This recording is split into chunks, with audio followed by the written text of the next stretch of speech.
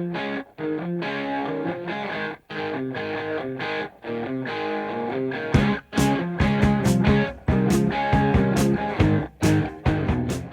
YouTube, Hickory Stick back with you again. Well, decisions have been made after much deliberation and him hauling back and forth. I settled on going ahead and buying another Tikka in 260 Remington. Here we are, Tikka T3x Hunter with stainless fluted barrel, all stainless gun. Nice piece of walnut. You know, I have seen online where people complain about the Tikka rifles and their stocks not being very good. This appears to be a very nice stock, very nice piece of walnut, finished really well, got a nice oil finish to it. I like it. I think it's a beautiful gun. I love the fluting in the barrel. I've never had a gun with a fluted barrel before. For glass on it, I went with a Vortex Viper, 6.5 to 20 by 44. Caught it on sale on Midway. I assume probably an end-of-year sale or something like that. I don't know. But for whatever reason, they had it on sale for $2.99. So I picked it up, and they had their free scope ring deal still going. So I got the free scope rings out of it. Got some free scope mounts. Coincidentally, these bases here I stole off the 22-250 because if you ever noticed, I had silver bases on the 22-250 because that's all I could find at the time. Well, I ordered some black bases and swapped the bases out so that the bases would at least match the guns now. Have not fired the gun right now yet. I've actually already got rounds loaded. We'll talk about those, and then we're going to go do some shooting because I haven't even sighted the gun in yet. So before we talk about ammo, I want to talk a little bit about the die sets. I ended up picking up a 2-die set from Hornady for the 260, and it entailed their full-length sizing die and their bullet seeder die, because as y'all all know from watching me, I really like their bullet seeder die. I also, while I was at it, I picked up every seating stem that Hornady has for a 6.5 millimeter bullet. Beyond that, I also grabbed a Lee collet neck sizer because, as y'all know, I'm a huge fan of those. That's primarily what I use. And I picked up a Lee factory crimp die. I've already loaded a bunch of ammo with them. They performed as normal. Another thing I picked up in the meantime, I know it's been about a month since I made a video, is I picked up this little, while I ordered all this stuff, I grabbed one of these inline fabrication shell holders because I keep having to shuffle through boxes and get shell holders. And I really like this thing. The one thing that I did not like for it was it was made to mount straight out, so I constructed a little wooden bracket on my bench here to mount it on. But I really like it. I just stuck it in the middle. It holds 10 shell holders. It's working out great for me so far. Now for brass, I have bought no factory ammo for this gun. I went straight to loading from scratch for the gun.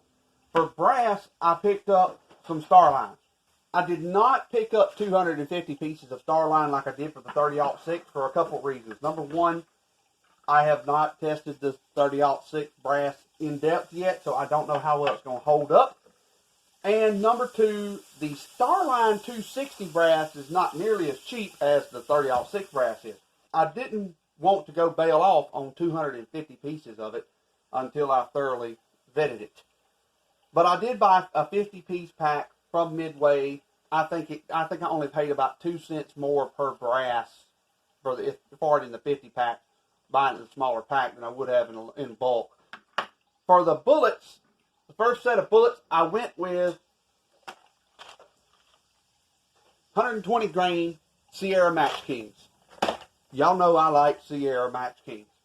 And I thought, all right, for the first group of bullets, let's just go ahead and bail on out there and get them. Now on powders, I tried 3 different powders here, but really only going to shoot in testing 2 of them. I loaded up 10 rounds with 34 grains of Varget, and that's what I'm going to use to sight my scope in, because I have plenty of Varget. The others, I loaded up 4831 SC and Big Game.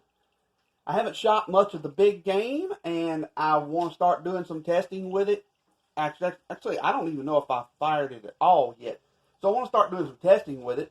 For the charge weights, I kind of picked a not quite middle of the road, but just below middle of the road weight for beginning weights. On the 4831 SC, I've went with 41 grains, 42.5 grains, and 43.5 grains. And the big game, I went with 38, 40, and 41 grains. The Varget, I did 34 grains. That was a little bit below middle of the road also. In Sierra's data, the Varget and the big game are not that far apart. They're listed right by each other, which I know they're pretty close to each other on burn rate scale also. But that's what we got, and I'm going to get it sighted in, and when we start testing, I will film all the testing, and we'll see you on the range. All right, got the chrono set up. Got the gun sighted in, man. This thing's sighted in real quick.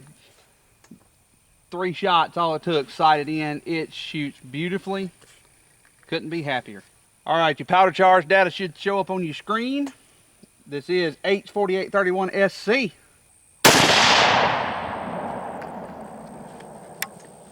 No signs of pressure.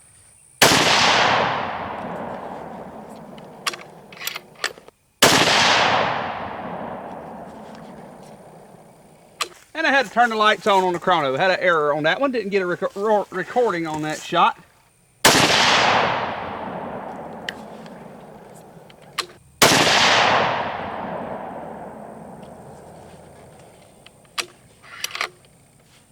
So this group here is 1.126.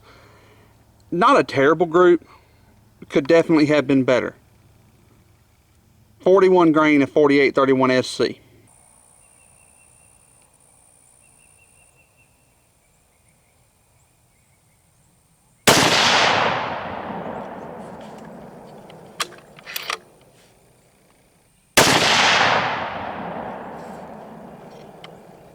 Barrel's warm, we're gonna have to let her cool.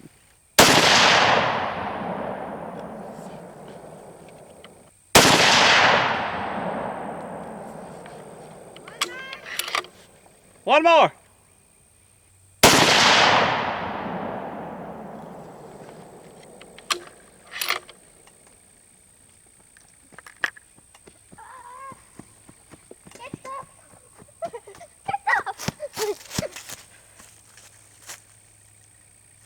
What are you calculating up? Huh? What are you calculating up? I am calculating up my different bullet velocities. See, if you look right here, let me go to my saved groups here. Like this right here, that's the... Is this okay? Yeah, it's okay. This is how fast each one of those shots was going from my gun.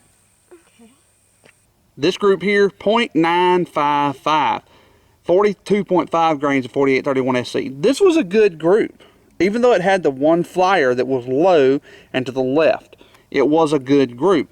If you take away that flyer, it's a 0.655 group is what I measured. All right. First 2 groups look really good. Had to let the barrel cool. It's cooled on down now. Last group at 4831 SC.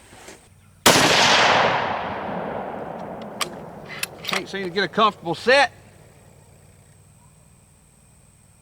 Still looks fine. I pulled that shot.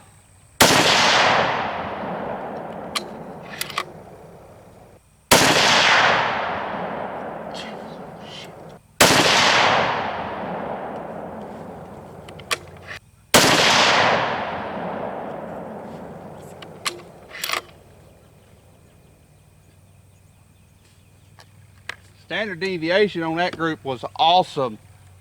8.17, 2475 average velocity. Beautiful. But I ruined the group. I pulled 2 shots in that group because I just couldn't get myself set, and I rushed the shots. So that's a good lesson to you. Don't rush your shots. Make sure you're set good.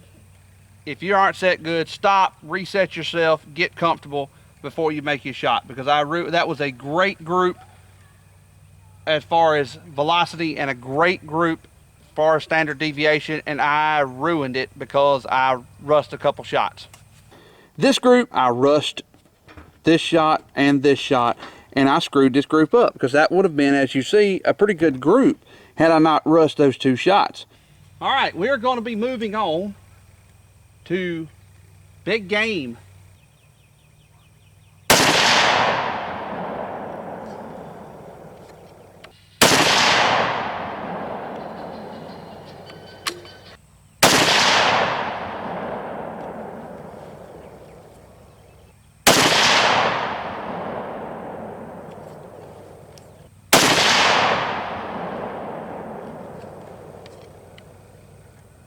This was our first group of big game.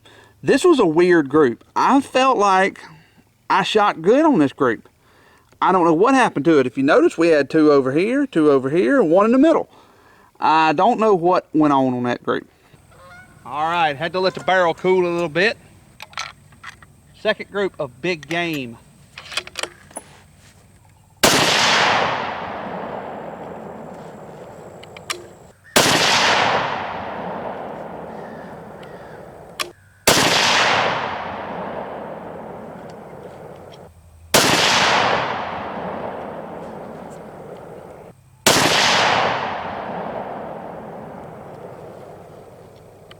Second group of big game, 1.63 inches. Even a little bit bigger than the last group up there. But it did not have the weird 2 shots here, 2 shots there thing. It did have one flyer that probably I pulled. All right, final group of big game. Brass all look good.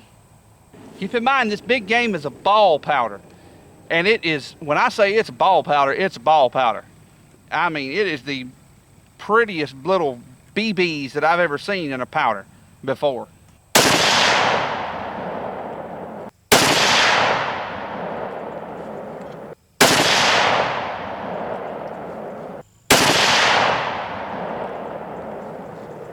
This was our last group of big game. It's 1.205.